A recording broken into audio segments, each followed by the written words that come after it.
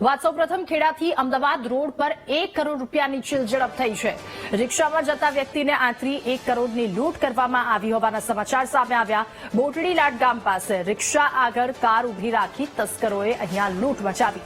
ફરિયાદીના અપશબ્દો કહી અને માર માર્યો હતો। એક્સિસ બેંકમાંથી ફરિયાદી 1 કરોડ રૂપિયા લઈને જતા હતા।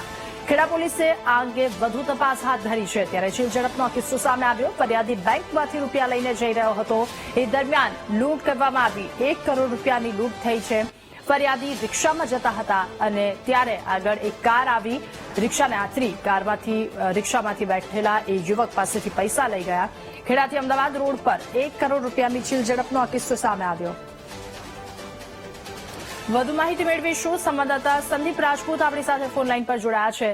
સંદીપ, ચીલઝડપની એક ઘટના સામે આવી, 1 કરોડ રૂપિયાની લૂંટ મચાવવામાં આવી છે, શું વધુ વિગતો?